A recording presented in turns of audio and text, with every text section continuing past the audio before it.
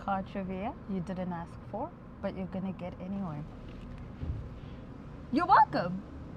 This is the LDV T60 Elite, an entry-level bakkie that's probably not on your radar unless someone's uncle owns it or your budget is begging for mercy. And I've been living with it for a few days, so here are some things that surprised me, some things that annoyed me, and let's just talk about whether or not it's worth your time.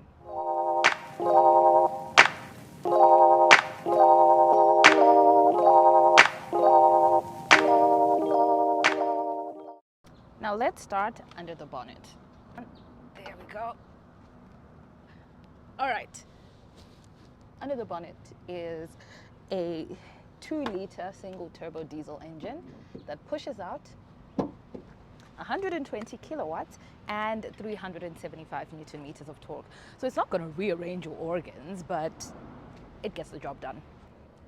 Now, when you put the LDV T60 Elite next to its bigger sisters, the LDV T60 Max and the Max Lux, you can tell that this is an entry-level car. I had requested for one in a darker color because when it's a big car, I prefer for it to be black or just very, very dark. But this is the darkest color they had. This is a charcoal gray. Now, when you look here, you've got your daytime running lights. Your indicator lights are right here, and these are the headlights. There is also a matte bumper, lower bumper situation happening. So if you're going bundu bashing, it's not going to scratch as easily as it would if it was shiny. And then you've got a large grille here. It is in a horizontal kind of design with a very big emblem in the middle, chrome and glossy black accents. And I think this bumper also makes it look a bit more capable and a bit more menacing.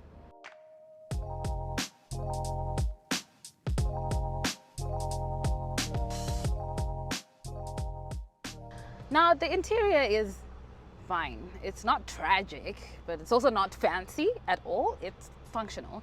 You get these cloth seats because no one has time to be peeling their skin off while sitting in jailbreak traffic. You get a manual aircon. Thank you very much, LDV. Love you so much for keeping that. And a 7-inch touchscreen with Apple CarPlay and Android Auto. But on that note, I never got my Apple CarPlay to work. I tried. I plugged my cable into both USB ports. I flipped that shit over like a pancake. I flipped it over more times than you flipped that girl over last night. And yes, I know about that.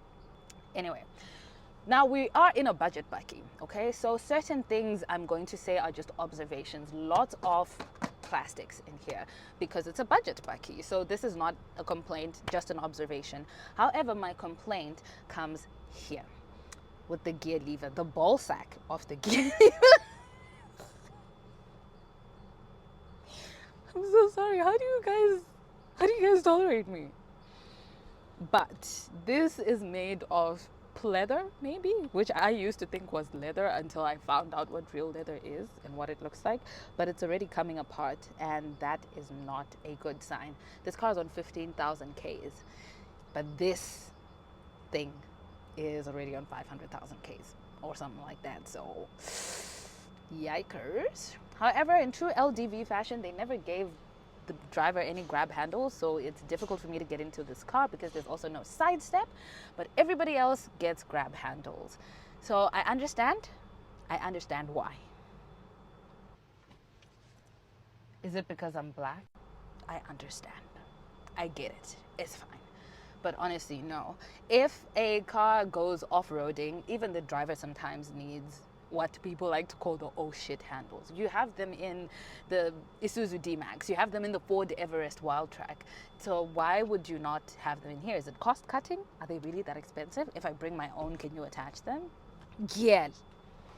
Now let's look at the driver's display. You've got 2 analog dials, of course, your speedometer and your tachometer. I like the chrome accents. They're really cool. There's obviously a little center screen in the middle that gives you important driving information. So the driver's display is fine. The display on the center screen, on the other hand, yes, sis. Yo. It looks like something you took on a potato. But at least there's a reverse camera. There is no parking distance control, so you're gonna have to figure that out on your own. And considering the fact that the nose of the car is not exactly tipping downward, you've got a bit of a blind spot there, and parking is a little more difficult. So, you know, some PDC would have been nice, but this is a budget bakkie and you're getting what you pay for. Now let's talk about what it's like to drive the T60 Elite. Now this is an entry-level bakkie, so certain things are not going to be as refined as you would like them to be, or as in cars like Ford Ranger Wildtrak or the Ford Ranger Raptor. It's not going to be the same. This is a budget bakkie. It's a car that was built to work, not to excite you. Okay, now although I do feel that it handles quite well, I think it handles better than its bigger sisters. And yes, I refer to cars as she's, because if you're cultured, you will know that every car, every boat, every train, every plane is a she, except the Fiat Multipla and the PT Cruiser. That's all I'm gonna say. Okay, now I feel that the steering is rather stiff, but again, this is a budget bakkie. Now, if you're overtaking, for example, you're going to need a little space and a whole lot of faith. Worse off, if you're like pulling away from a four-way stop, for example, you need to be on the money, because there's like 100 niggas behind you and they will honk at you -2 seconds before it's your turn to move. I feel that the throttle is so temperamental. Sometimes it goes, sometimes it doesn't want to go, and it makes the engine feel very sluggish. Like it's almost like you're driving a tractor. And whew, it really gives, you get what you pay for. The payload is just over 900 kilograms. Braked towing capacity is up to 3 tons if you're brave enough. Unbraked is just about 750 kilograms, which covers your average trailer, a small boat, or your family's emotional baggage. Oh, and there's hill descent control and hill start assist, which is perfect if you, like me, panic every time you stop at an incline and there's someone kissing your rear bumper.